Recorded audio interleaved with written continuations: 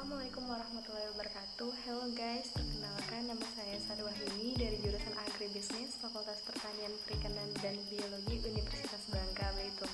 Baiklah, pada kesempatan kali ini saya mendapatkan tugas manajemen tata niaga pertanian mengenai strategi saluran distribusi. Apa itu saluran distribusi? Distribusi merupakan kegiatan pemasaran yang berusaha memperlancar dan mempermudah penyampaian barang dari produsen ke pembeli sesuai kebutuhan. Definisi saluran distribusi menurut Davis 2007 merupakan sarana bagi pemasar untuk menentukan bagaimana dan di mana konsumen akan membeli barang yang diperlukan. Definisi saluran distribusi secara luas merupakan sekelompok pedagang dan agen perusahaan yang mengkombinasikan antara pemindahan fisik nama dari suatu produk yang menciptakan kegunaan bagi pasar tertentu. Manfaat penggunaan perantara. Pertama, banyak produsen yang mengalami kekurangan sumber daya finansial sehingga ia membutuhkan pihak lain dalam melakukan distribusi. Kedua, efisiensi dalam membuat produk tersedia secara luas dan mudah diperoleh pasar sasaran. Faktor-faktor yang mempengaruhi pemilihan saluran pemasaran. 1. Pertimbangan pasar. Kedua, pertimbangan barang. Ketiga, pertimbangan perusahaan. Dan keempat, pertimbangan perantara. Pertimbangan pasar yang perlu diperhatikan yaitu konsumen atau pasar industri, jumlah pembeli potensial, konsentrasi pasar secara geografis, jumlah pesanan, kebiasaan dalam pembelian.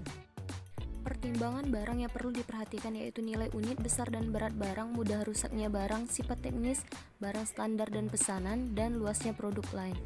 Pertimbangan perusahaan yang perlu diperhatikan yaitu sumber pembelanjaan, pengalaman dan kemampuan manajemen, pengawasan saluran, pelayanan yang diberikan oleh penjual. Pertimbangan perantara yang perlu diperhatikan yaitu pelayanan yang diberikan oleh perantara, kegunaan perantara, sikap perantara terhadap kebijaksanaan produsen, volume penjualan dan ongkos. Banyaknya penyalur. Yang pertama yaitu distribusi intensif. Ini dapat dilakukan oleh produsen yang menjual barang confidence. Perusahaan berusaha menggunakan penyalur terutama mengecer sebanyak-banyaknya untuk mendekati dan mencapai konsumen. Semua ini dimaksudkan untuk mempercepat kebutuhan konsumen. Kedua, distribusi selektif digunakan dalam memilih suatu jumlah pedagang besar dan atau pengecer terbatas dalam suatu daerah geografis. Penggunaan saluran distribusi selektif ini dimaksudkan untuk meniadakan penyalur yang tidak menguntungkan dan meningkatkan volume penjualan dalam jumlah transaksi lebih terbatas. Ketiga, distribusi eksklusif ini dilakukan oleh perusahaan dengan hanya menggunakan satu pedagang besar atau pengecer dalam daerah pasar tertentu. Pada umumnya, distribusi eksklusif ini dipakai pada kondisi yaitu untuk barang-barang spesial. Fungsi distribusi yang pertama yaitu informasi, promosi, negosiasi, pemesanan, pembiayaan, penanggulangan risiko, pemilikan fisik, pembayaran, dan hak pilih. Arus saluran pemasaran, satu sebagai arus maju, kedua sebagai arus mundur. Dua aspek strategis distribusi. Yang pertama yaitu menetapkan tempat di mana produk ditawarkan kepada pelanggan dan calon pelanggan. Kedua, mengarahkan produk yang memungkinkan produk tersebut diperoleh konsumen untuk memuaskan kebutuhan. Memberikan contoh saluran distribusi. Misalnya saya seorang pengusaha. Saya mendistribusikan produk saya ke pedagang besar X dan pedagang besar Y. Kemudian, pedagang besar X ini mendistribusikan produknya ke pengecer X1, pengecer X2, dan pengecer X3. Kemudian, pedagang besar Y mendistribusikan produknya ke pengecer Y1, pengecer Y2, dan pengecer Y3. Distribusi produk terdiri dari dua. Yang pertama yaitu saluran distribusi untuk mengalihkan kepemilikan produk dari produsen pada pembeli.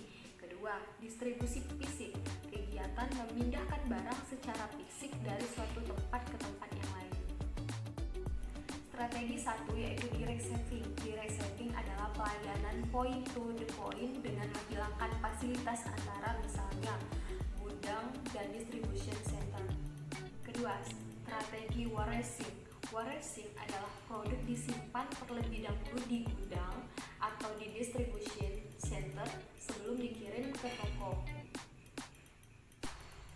Strategi ketiga yaitu cross-docking.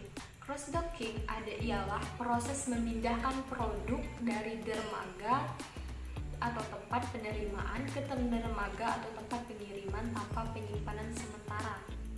Pemilihan mode transportasi. Supply chain manager perlu memahami kelayakan, keunggulan, dan kelemahan tiap jenis alat transportasi dalam membuat keputusan pengiriman atau distribusi produk. Dasar pertimbangan mengevaluasi mode dilihat dari sudut karir, biaya alat transportasi, biaya operasional tetap, biaya operasional variabel, dan dilihat dari sisi shipper. Baiklah, itu saja penjelasan dari saya. Wassalamualaikum warahmatullahi wabarakatuh.